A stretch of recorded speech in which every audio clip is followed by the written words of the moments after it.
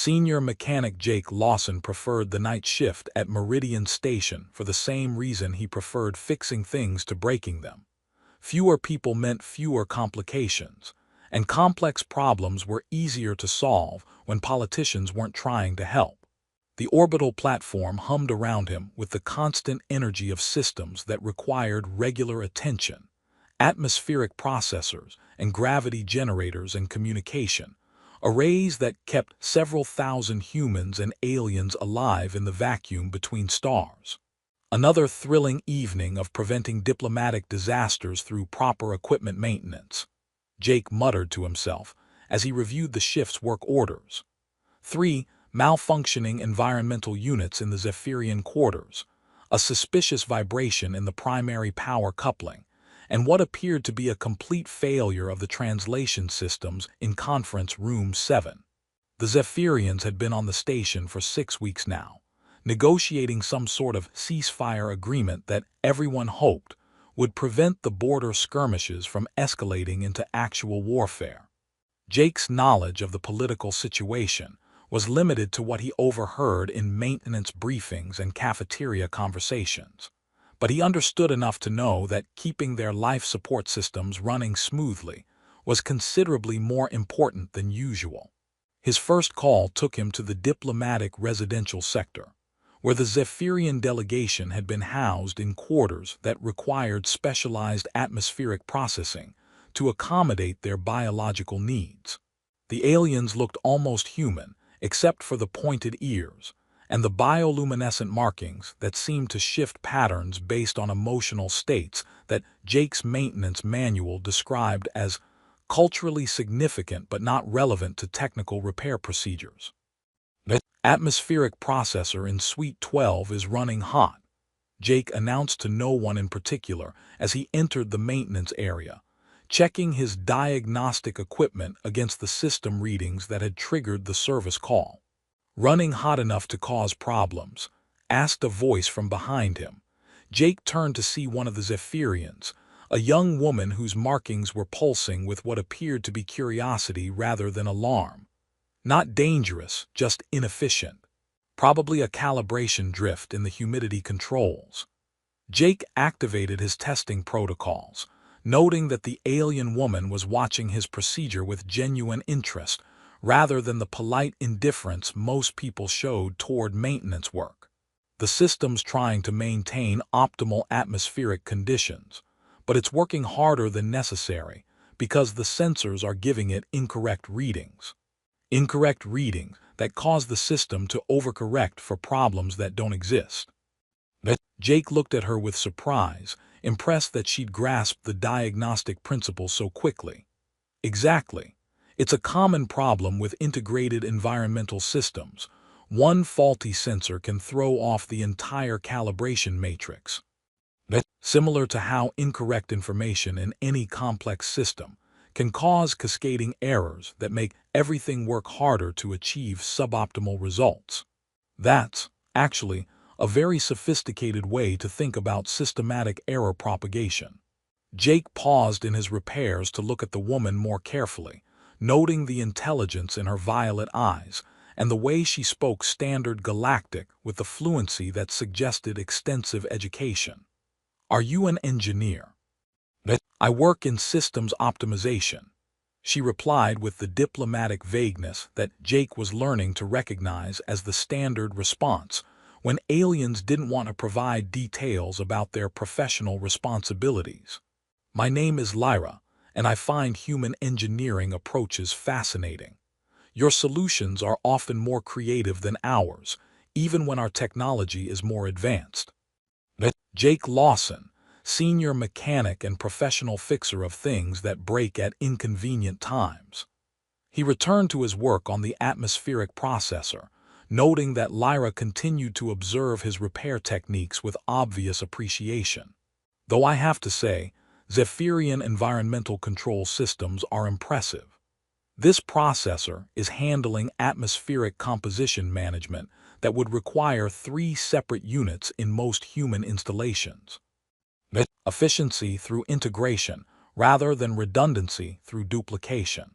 Something like that. Though I notice your people's approach creates single points of failure that can be harder to diagnose when problems develop. Jake completed the sensor recalibration and began testing the system's response. Human engineering tends to be more modular, easier to repair individual components, but also more complex overall. Different philosophies for achieving the same goals, Lyra observed, her markings shifting to patterns that Jake was beginning to interpret as thoughtfulness. Perhaps that's what the negotiations are really about, finding ways to combine different approaches rather than insisting that one way is superior to another. Jake finished his repairs and began packing his equipment, struck by Lyra's insight into both technical systems and diplomatic processes. That sounds considerably more optimistic than most of what I hear about the negotiations in the cafeteria conversations. Cafeteria conversations tend to focus on obstacles and difficulties rather than possibilities and opportunities, Lyra replied with what might have been a smile. But I prefer to think about what could be accomplished if people with different expertise work together rather than against each other. As Jake completed his maintenance work and prepared to move on to the next repair call, he found himself thinking about Lyra's perspective on cooperation versus competition. Her understanding of technical systems was impressive, but her ability to see broader applications of engineering principles to diplomatic challenges was even more interesting. He had no way of knowing that Lyra was considerably more than a systems optimization specialist, or that her apparent assignment to the Zephyrian support staff was a careful deception designed to allow the daughter of the High Council to observe human behavior and decision-making processes without the complications that would arise from revealing her true identity. But as Jake moved through the station completing his routine maintenance tasks, he found himself hoping that his next service call would take him back to the diplomatic quarters, where he might have another opportunity to discuss technical philosophy with someone who understood both the practical challenges of keeping complex systems running and the broader implications of finding ways for different approaches to work together effectively. The night shift was definitely becoming more interesting than usual, though Jake couldn't have imagined how much more complex his simple maintenance work was about to become. Jake's maintenance calls to the diplomatic sector became increasingly frequent over the following weeks, though whether the Zephyrian environmental systems actually required that much attention or whether certain aliens were finding creative ways to request technical consultations was a question Jake didn't examine too closely. His conversations with Lyra had become the highlight of routine repair work, offering perspectives on engineering challenges that made even mundane calibration tasks more intellectually engaging. The power distribution network is fascinating, Lyra observed during Jake's fourth visit to Suite 12, watching him optimize the energy flow patterns that kept the atmospheric processors running at peak efficiency. Human systems prioritize flexibility over efficiency. You can reroute power through multiple pathways if one connection fails. Zephyrian systems prioritize efficiency over flexibility, Jake replied, making final adjustments to the distribution matrix. Your approach minimizes waste but creates vulnerabilities if critical components fail. Neither approach is better, they're optimized for different priorities. Different priorities that reflect different philosophies about acceptable risk versus optimal performance.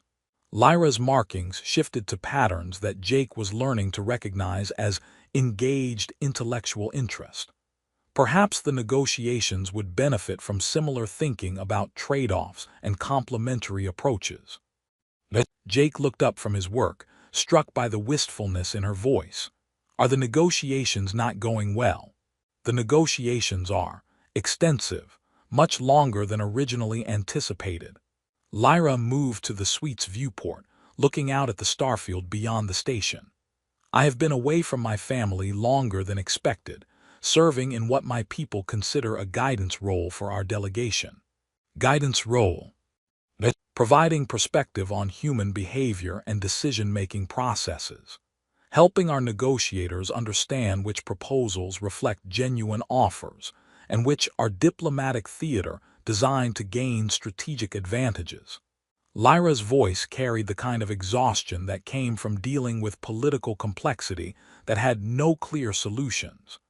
It's challenging work, especially when separated from the support systems that make such responsibilities manageable. Jake finished his repairs and began packing his equipment, but found himself reluctant to leave when Lyra was obviously dealing with isolation and homesickness that her diplomatic duties prevented her from addressing directly. "Is there anything I can do to help?" he asked, aware that the question went beyond his professional responsibilities, but unable to ignore someone whose intelligence and dedication he'd come to genuinely appreciate. "Your willingness to ask is help enough," Lyra replied, though her markings continued pulsing with patterns that suggested ongoing stress and loneliness. The technical discussions provide welcome relief from political considerations that sometimes seem designed to prevent resolution rather than facilitate it. Over the following days, Jake found himself thinking about Lyra's situation, stranded far from family while dealing with complex diplomatic responsibilities that required her to maintain professional distance from most of the people around her. The isolation was evident in their conversations, despite her efforts to focus on technical subjects rather than personal difficulties. During his off-duty hours, Jake began working on a project that combined his mechanical skills with his growing understanding of Lyra's appreciation for systems that balance different approaches to complex problems. Using spare materials from the machine shop and basic fabrication tools, he crafted a kinetic sculpture that captured the orbital mechanics of planetary systems, small spheres representing different worlds moving in intricate patterns around a central star, their paths interconnected by delicate mechanical linkages that demonstrated how separate systems could work together to maintain overall stability. The sculpture was nothing sophisticated, just recycled components and basic engineering principles.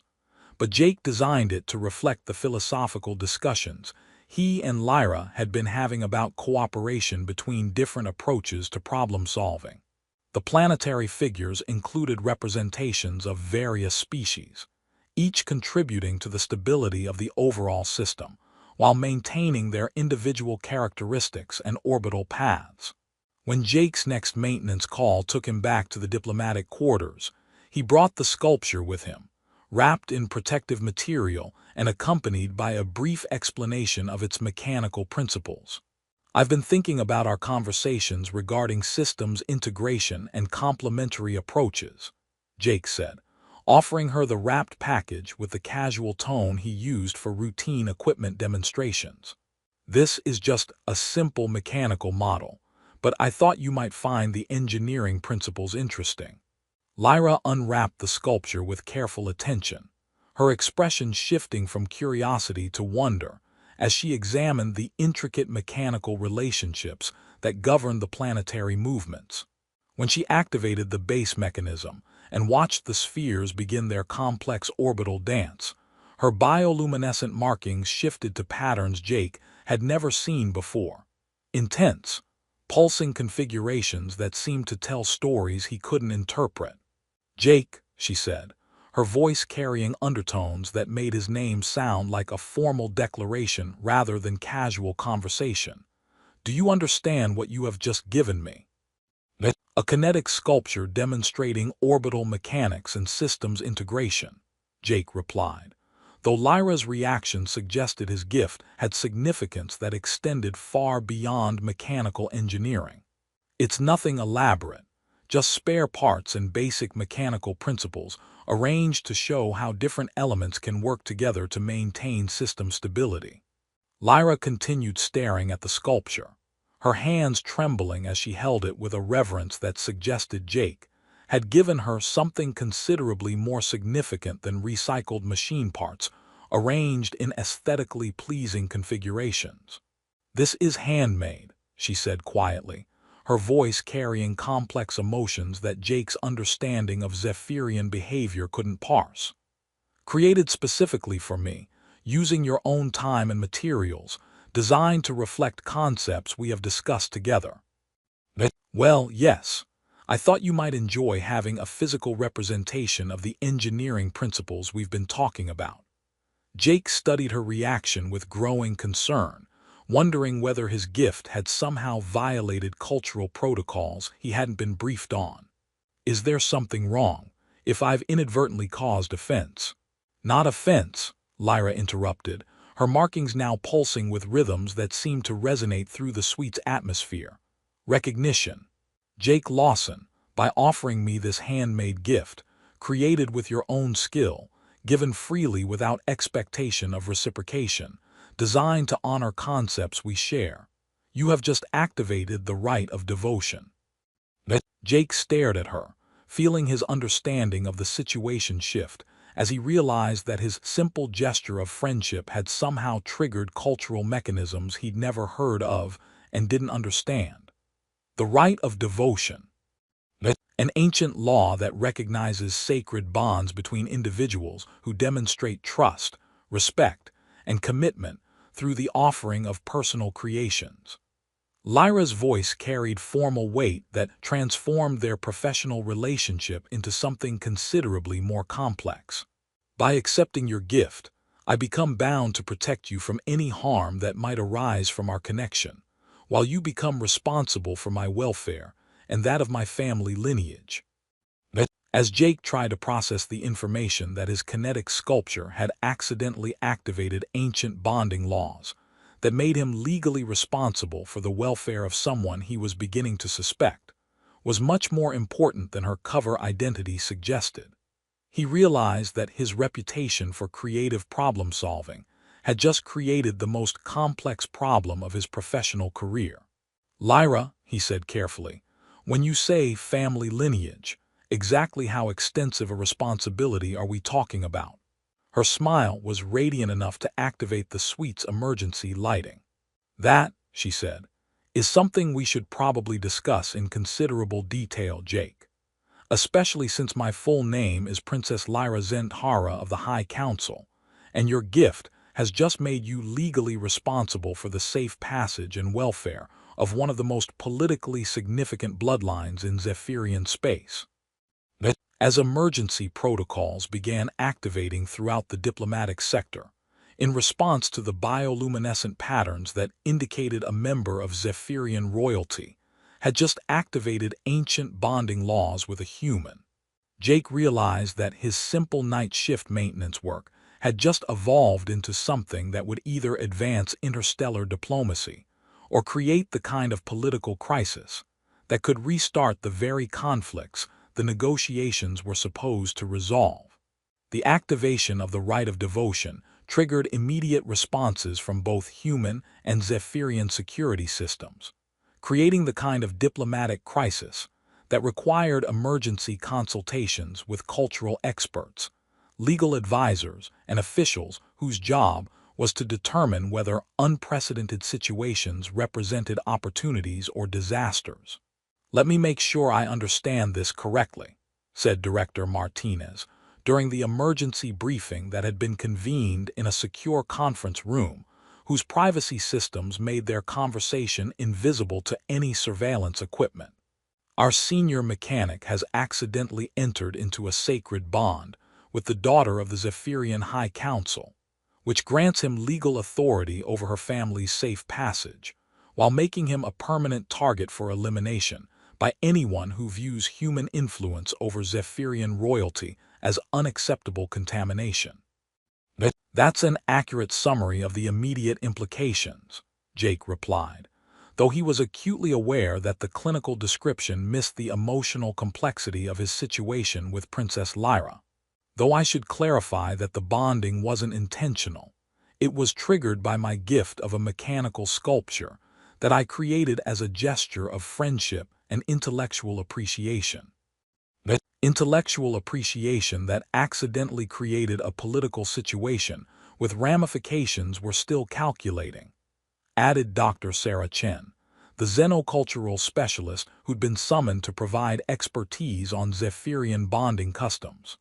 The right of devotion is one of their most sacred laws, designed to recognize and protect relationships based on genuine respect and personal commitment rather than strategic alliance.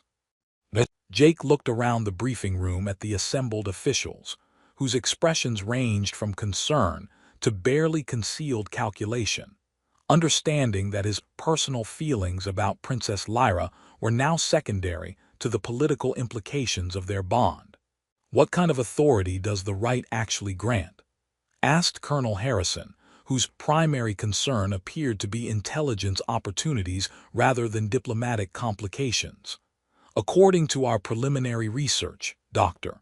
Chen replied, consulting her cultural databases. "The bonded human gains consultation rights over decisions affecting the Zephyrian family lineage, access to protected communication systems, and responsibility for coordinating safe passage protocols. The level of access could provide valuable intelligence about Zephyrian governmental structure and military capabilities. Intelligence that could give us significant negotiating advantages," Colonel Harrison pointed out with the kind of tactical thinking that made Jake uncomfortable about the direction this conversation was taking. "Intelligence that was never intended to be used for espionage," Jake said firmly. "The right of devotion recognized a genuine emotional connection based on mutual respect and intellectual appreciation. Using the access it provides for strategic advantage would violate both Zephyrian cultural law and the spirit of the bond itself." Before the briefing could continue down the path of exploitation versus ethical responsibility, Jake's emergency communicator chimed with an urgent message from Princess Lyra. "Jake, we need to meet immediately. There are serious complications developing that could endanger both our delegations." The meeting took place in a secure chamber within the Zephyrian quarters that Jake's bonded status had granted him access to. A space whose crystalline architecture seemed to respond to their combined presence by creating privacy fields and enhanced security protocols. "What kind of complications?" Jake asked as soon as he saw Princess Lyra's expression, which mixed urgency with barely controlled fear. "The kind created by people on both sides who view our bonding as either a threat to eliminate or an opportunity to exploit," Princess Lyra replied, activating holographic displays that showed intelligence reports Jake was certain he wasn't supposed to have clearance to see. "Conservative members of my delegation are claiming that accepting your gift represents contamination of royal bloodline authority, while certain human officials are pressuring you to use your new access to our systems for intelligence gathering that could advance human negotiating positions." Jake studied the reports, recognizing names of officials from both delegations whose commitment to successful negotiations had always seemed questionable. "They're working together, aren't they? The people who want the negotiations to fail are coordinating across species lines. More than coordinating. They're planning to eliminate both of us before the rite of devotion can be formalized through the traditional ceremonies, making our deaths appear to be the result of cultural violations that would justify ending the peace process entirely." Princess Lyra's markings shifted to patterns that Jake was learning to recognize as controlled fear mixed with determined resolve. "The bond has given us access to communication networks that revealed the coordination between war profiteers on both sides, who have been deliberately prolonging the negotiations to maintain profitable instability. War profiteers who make money from continued conflict rather than lasting peace," Jake said, feeling pieces click together in his mind as he understood the scope of what they were facing. "Using our accidental bonding as either a pretext for elimination or an excuse for resumed hostilities." "Exactly. Which means our choice about whether to formalize the rite of devotion isn't just about our personal relationship. It's about whether we can expose this conspiracy before it destroys the peace process and condemns both our peoples to renewed warfare." Jake looked at the evidence Princess Lyra had gathered using their combined access to previously classified information, Seeing the financial networks and communication channels that connected supposedly opposing factions in a web of shared interest in maintaining profitable conflict. If we formalize the bond through the traditional ceremonies, we gain permanent access to the systems that could prove this conspiracy exists, he said, thinking through the implications.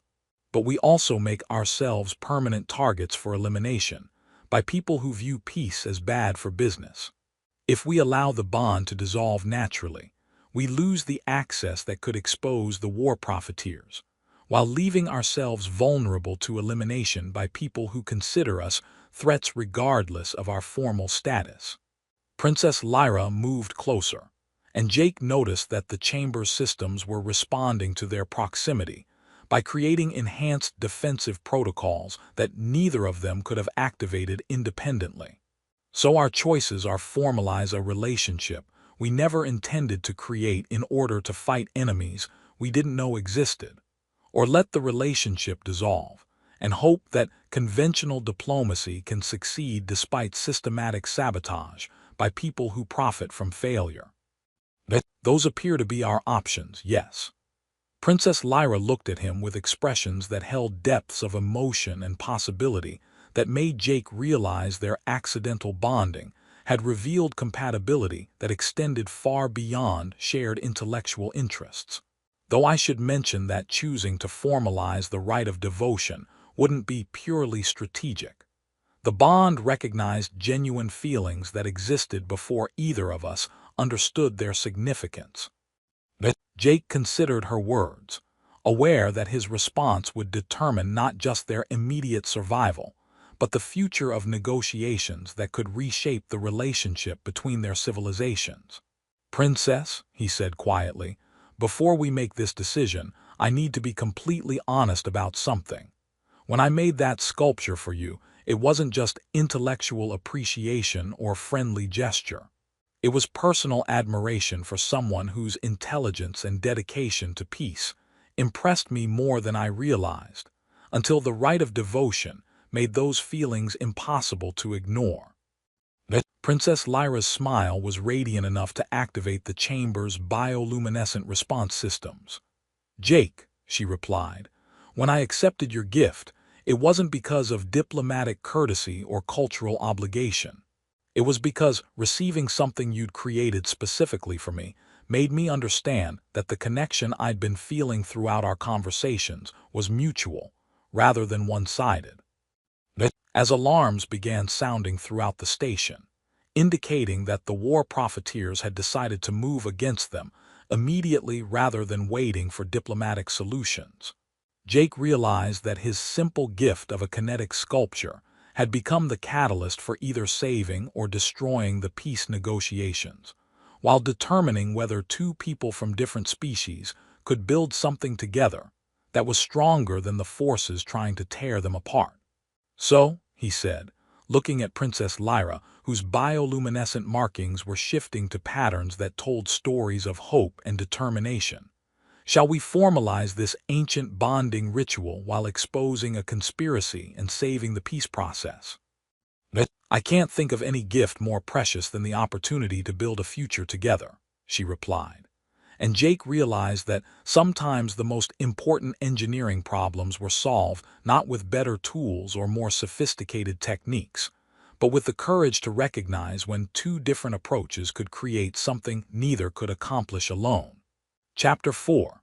The attack came during the shift change when the station's security protocols were at their most vulnerable, launched by coordinated teams of human and Zephyrian personnel, whose loyalty to the war-profiteering conspiracy outweighed their supposed allegiance to their respective governments. Multiple hull breaches in the diplomatic sector announced the station's artificial intelligence as emergency systems activated throughout Meridian Station. Armed personnel from both delegations are engaging in unauthorized combat operations. All civilians report to secure areas immediately.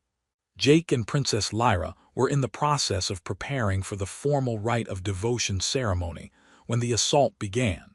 Surrounded by the evidence they had gathered about the conspiracy, while hoping to complete the bonding ritual before their enemies could eliminate them. "They're not waiting for us to make a decision about formalizing the bond," Jake observed, watching tactical displays that showed the attacking forces moving with military precision toward their location. "They've decided that we're too dangerous to let live regardless of our official status. Which means our choice is no longer whether to complete the rite of devotion," Princess Lyra replied, activating defensive systems that Jake hadn't known existed until his bonded status granted him access to Zephyrian security protocols. "Our choice is whether to die together while the war profiteers succeed in destroying the peace process, or formalize our bond while broadcasting evidence of the conspiracy to every news network and governmental authority in the sector." The formal ceremony was remarkably simple for a ritual with such profound implications. An exchange of vows that acknowledged their mutual devotion and commitment, while activating ancient systems that recognized bonds transcending political calculation. As explosions echoed through the station and attacking forces fought their way through defensive barriers, Jake and Princess Lyra spoke the words that would bind their fates together permanently, while simultaneously transmitting the evidence that would expose their enemies. "I offer you my devotion freely given, my protection willingly provided, and my commitment to the future we can build together," Jake said, his voice carrying across communication networks that reached diplomatic and military authorities throughout human space. "I accept the responsibility to honor what we share and defend the peace you represent. I accept your devotion as sacred gift, your protection as cherished bond, and your commitment as foundation for hope," Princess Lyra replied, her words triggering security protocols that transformed their location into an impregnable sanctuary, while broadcasting systems throughout the station responded to their bonded presence. "I offer you my trust, my partnership, and my dedication to proving that different peoples can create something together that neither could accomplish alone." The moment their vows were complete, the station's enhanced defensive systems activated with authority that neither the human nor Zephyrian attackers had anticipated. Emergency barriers that had been designed to contain hull breaches became impenetrable walls, while communication arrays transmitted evidence of the war profiteering conspiracy to authorities across multiple star systems. "This is Admiral Santos of the Human Defense Fleet," came a transmission from loyal forces responding to the evidence broadcasts. "We have confirmation of the conspiracy allegations and are moving to arrest personnel involved in the unauthorized assault on Meridian Station." "This is High Commander Velnara of the Zephyrian Peace Corps," came a parallel response from their military hierarchy. "The treasonous elements within our delegation are being taken into custody, and we are coordinating with human authorities to ensure the safety of all legitimate diplomatic personnel."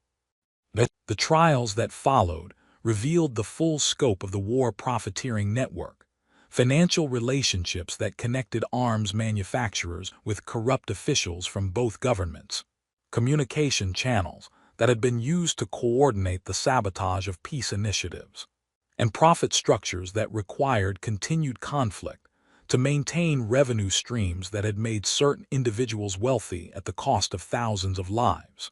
"So," Jake said 6 months later, reviewing reports from the Joint Technical Integration Program while sitting in quarters that had been redesigned to accommodate a human Zephyrian bonded pair, "We've exposed a criminal conspiracy, established new oversight protocols for peace negotiations, and proved that mechanical engineering principles apply to diplomatic relationships as effectively as they do to technical systems." An impressive list of accomplishments for someone whose only intention was to give a lonely alien woman a handmade gift to brighten her difficult assignment, Princess Lyra agreed, watching their latest joint project, a fusion of human and Zephyrian engineering approaches that had created atmospheric processing systems more efficient than either species could develop independently. "Though I should mention that the most significant achievement has been personal, rather than political. The discovery that accidentally sacred bonding can lead to genuinely happy marriage. The discovery that the most precious gifts are often the ones that cost nothing but time, effort, and genuine care about someone else's happiness. Princess Lyra moved to join him at their quarters workbench, where they had been collaborating on integration projects that combined their respective technical expertise with approaches that neither human nor Zephyrian engineers had previously considered. Jake looked at the prototype they'd been developing, a kinetic sculpture that demonstrated the harmony possible when different engineering philosophies worked together rather than competing for dominance, and realized that his simple gift 6 months ago had grown into something that was reshaping how both their species approached complex problems. "You know," he said, taking her hand while marveling at the way her bioluminescent markings seemed to pulse in harmony with his heartbeat. "When I decided to make you that orbital mechanics sculpture, the most complicated outcome I imagined was maybe having an interesting conversation about systems integration and complementary design approaches. And instead I accidentally activated ancient bonding laws, exposed interstellar conspiracies, married into alien royalty, and became responsible for establishing technical cooperation programs that are revolutionizing engineering approaches for both our civilizations." Jake grinned, shaking his head at the trajectory his simple gesture of friendship had created. "It's considerably more complex than routine maintenance work. More complex than you wanted. Much more complex than I planned. But exactly as complex as it needed to be." Jake squeezed her hand gently, noting how her markings shifted to patterns that he'd learned to recognize as deep contentment mixed with boundless affection. "Besides, I've discovered that the most important repairs aren't about fixing things that are broken. They're about building connections that create something entirely new." Princess Lyra laughed, her joy creating harmonics that made their workshop's equipment resonate in sympathy. Even when those connections require learning entirely new approaches to engineering, diplomacy, and interspecies marriage. Especially then, some problems can only be solved by combining different perspectives and expertise rather than insisting that one way is superior to all others. Jake looked around their workshop, where projects that incorporated both human and Zephyrian engineering principles were creating possibilities that neither species had imagined working independently.